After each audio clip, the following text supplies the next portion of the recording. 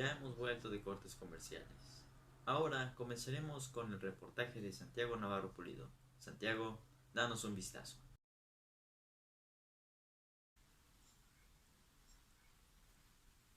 Del ayer.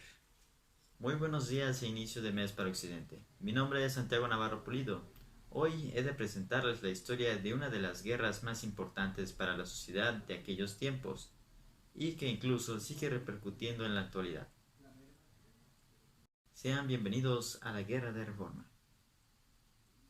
Para comenzar, la Guerra de Reforma fue un conflicto bélico interno entre las ideologías liberalista y conservadora, que abarca desde el año 1857 hasta el año 1860, razón por la que también se le conoce la Guerra de los 3 años. Las razones de su inicio son generalmente relacionadas con el descontento que surgió luego de la Constitución de 1857 en febrero del mismo año.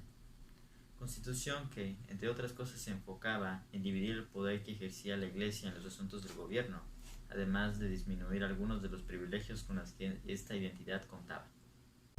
Y también relacionada con las medidas conservadoras tomadas ante la Constitución, de mano del general conservador Félix Zuluaga, que promulgó el Plan de Tacubaya, que por cosas de ir en contra de las costumbres de la sociedad de aquel entonces, la Constitución ya no sería tomada en cuenta y se convocaría un nuevo Congreso con el fin de redactar una nueva Constitución. Al mencionado plan se unieron conservadores, militares y autoridades de Puebla, Tlaxcala, Veracruz y Ciudad de México, además del en ese entonces presidente y liberal Ignacio Comonfort, quien sería revocado de su puesto y sustituido por Benito Juárez, quien era en ese entonces el presidente de la Suprema Corte de Justicia, y para tomar el cargo en los estados de Jalisco, Colima y Veracruz, defendiendo la Constitución, aunque compartiría la presidencia con Félix Zuluaga, con sede en Ciudad de México y representante del régimen conservador.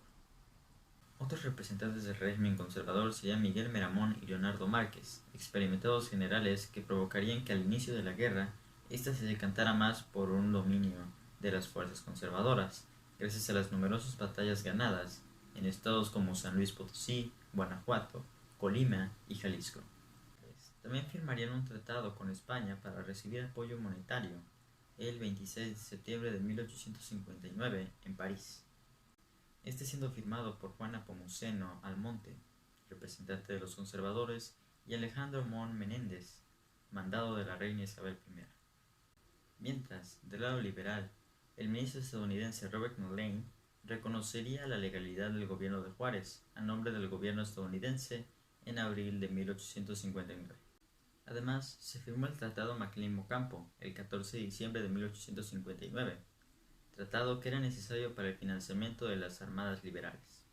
Aún así, el gobierno de Juárez provocó un cambio en la sociedad, esto gracias a las leyes de reforma que implementó durante la guerra y los personajes que apoyaron con estas, como puede ser Melchor Ocampo, quien fue general de Hacienda y Relaciones, y quien también fue responsable de la nacionalización de los bienes de la Iglesia y de escribir algunas leyes de reforma, además de su participación en el Tratado McLean-Ocampo.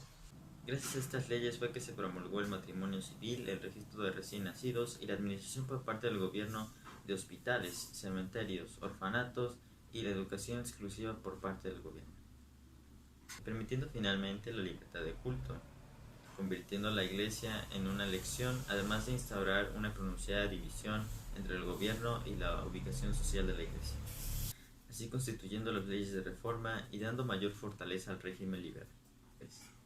La guerra también provocó que estados diversos se dividieran entre el régimen conservador y el llamado juarista como el liberal, y que el gobierno conservador recuperara los privilegios de la Iglesia, como lo son los fueros, y retiraran leyes que afectaran a la misma, plan que no tardó en fracasar luego de la implementación de las leyes de reforma, quitando así la principal fuente de ingresos conservadores e impulsando el régimen liberal.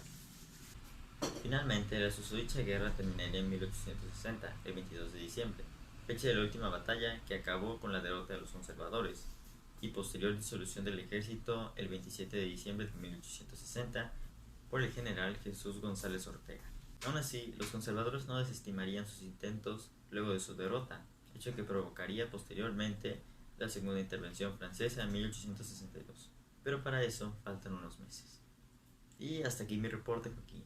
Gracias por por su reporte, Santiago. Y en otras noticias, un niño